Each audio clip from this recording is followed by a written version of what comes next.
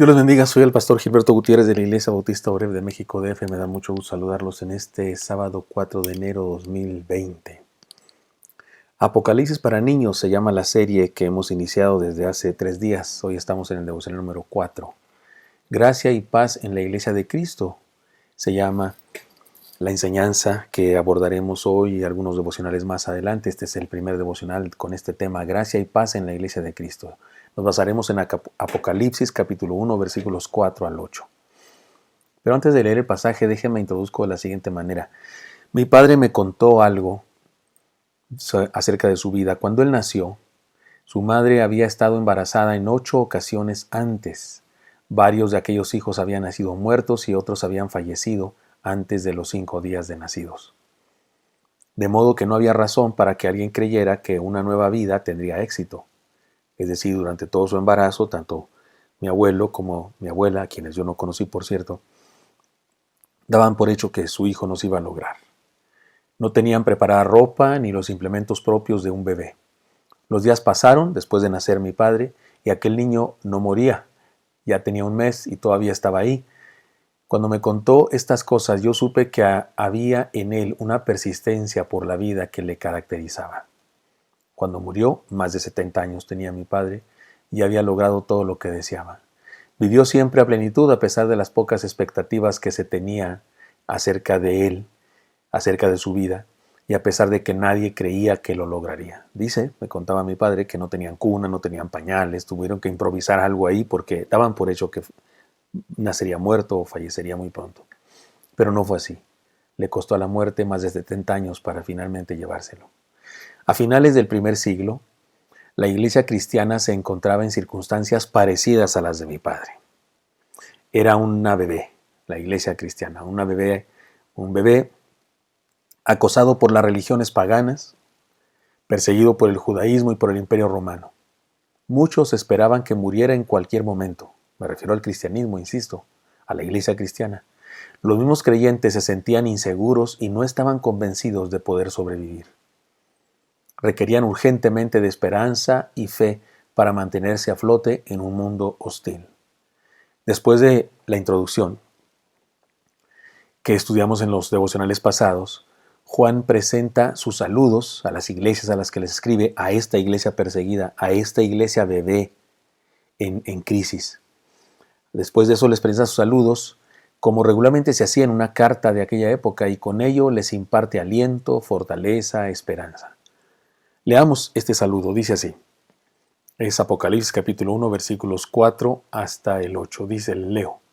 Juan, a las 7 iglesias que están en Asia, gracia y paz a vosotros, del que es y que era y que ha de venir, y de los 7 espíritus que están delante de su trono, y de Jesucristo, el testigo fiel, el primogénito de los muertos, y el soberano de los reyes de la tierra, al que nos amó y nos lavó de nuestros pecados con su sangre, y nos hizo reyes y sacerdotes para Dios, su Padre.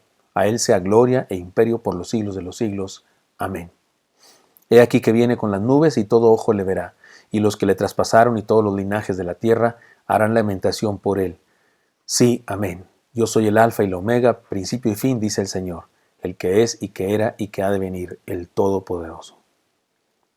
Cuando Juan saludó a las 7 iglesias de Asia con la doble bendición de gracia y paz a vosotros, les dice, no solo está usando una fórmula clásica de saludar, estaba también desafiando a los creyentes a creer en la posibilidad de vivir en la gracia y la paz de Dios. De hecho, todo lo que dice después es un resumen de las razones por las que es posible que la iglesia viva en la gracia y la paz de Dios. Es necesario entender que gracia en la iglesia incluye todos los beneficios espirituales posibles. Gracia es de donde se deriva la palabra gratis, gratuito, regalo, inmerecido. Así es que tiene que ver con la plenitud de todos los beneficios espirituales que podíamos recibir. Todo lo que una congregación en conjunto y sus miembros en particular necesitan es eso, la gracia. Y luego paz, porque dice gracia y paz. Digamos que paz es el equivalente hebreo a la gracia en el concepto griego. También se refiere a beneficios plenos. Así que Juan nos está diciendo que la iglesia tiene todo para ganar y nada para perder. Pero no se queda ahí, nos da razones para creerlo. Estas razones se encuentran en la naturaleza misma del Señor de la Iglesia.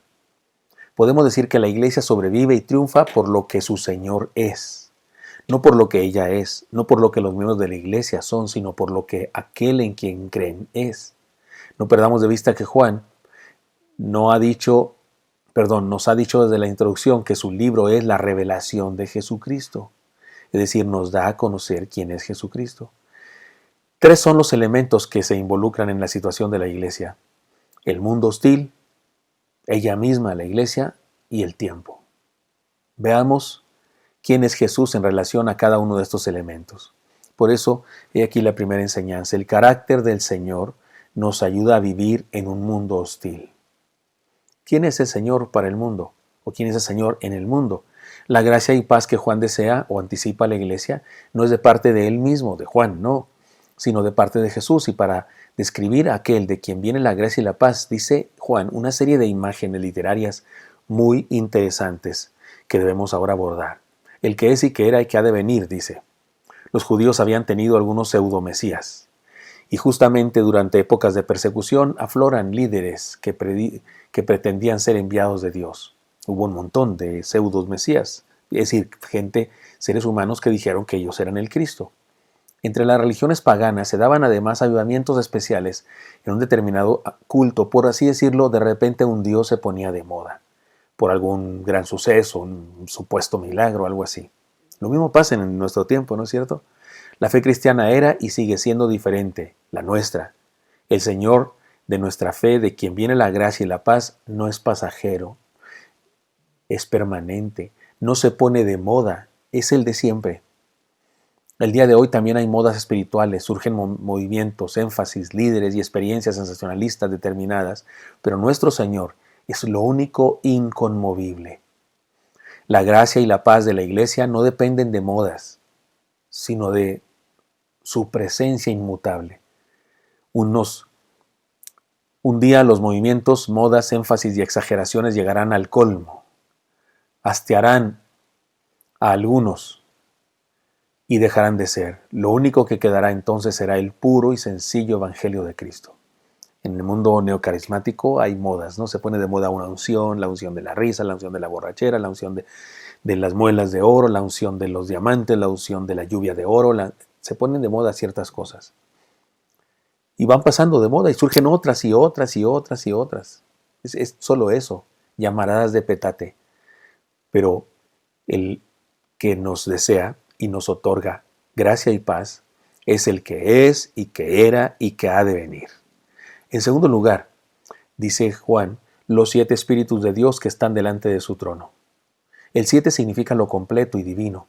El Espíritu de Dios es Dios mismo obrando en el contexto humano, así que esta expresión nos presenta una idea importantísima. Todo Dios, todo su poder, toda su presencia, todos sus atributos, todo lo que Él es, está empeñado en darnos gracia y paz.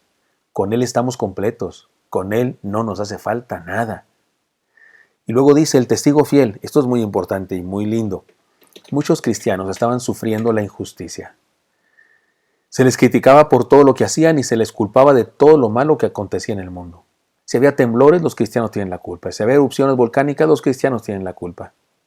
Si había epidemias, los cristianos son responsables. Guerras y pérdidas, los cristianos tienen la culpa. Incluso, como dijimos antes, se les acusaba de canibalismo, de organizar orgías, de sediciosos, de ateísmo. Muchos tuvieron que soportar, como el Señor Jesús, un juicio con testigos falsos. Así que, saber que Jesús es el testigo fiel trajo descanso y esperanza a sus vidas. Trajo gracia y paz. El día de hoy todavía nos hace falta saber quién es Jesús. El día de hoy también se padecen injusticias. Cuando seamos acusados, cuando la gente chismosa diga cosas de nosotros que no son ciertas, cuando seamos tratados mal por algo que no hicimos, recordemos quién es Él y disfrutemos de la gracia y la paz que es posible justamente por su persona, porque Él es el testigo fiel y verdadero. También se le llama el primogénito de los muertos. Ser cristiano en esa época significaba estar en posibilidades de morir.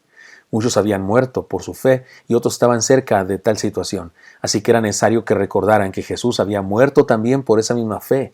De hecho, de su muerte surge la fe. En la vida cristiana hay irremediablemente una cruz. De la cruz emana la vida. El pasaje no dice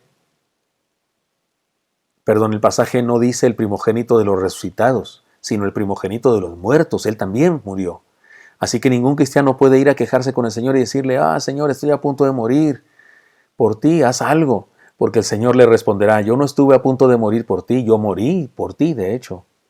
Esta gran verdad sigue aplicándose el día de hoy a nuestra vida. Si hay sufrimiento, debemos recordar que para el mundo Jesús, nuestro Señor, es aquel que sufrió y por lo tanto no hay razón para que nosotros nos rebelemos a tal experiencia.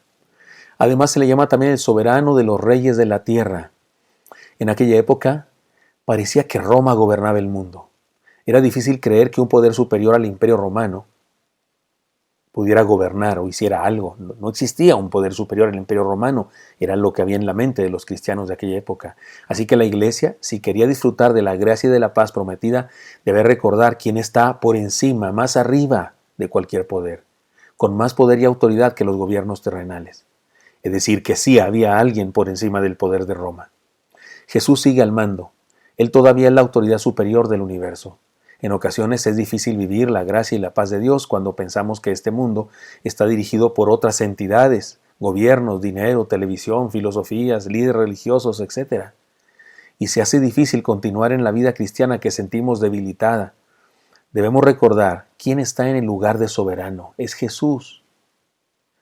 Cuando entendemos quién es nuestro Señor, en forma global, quién es en este mundo Él, tenemos mejores posibilidades de vivir la gracia y la paz que Él nos ofrece.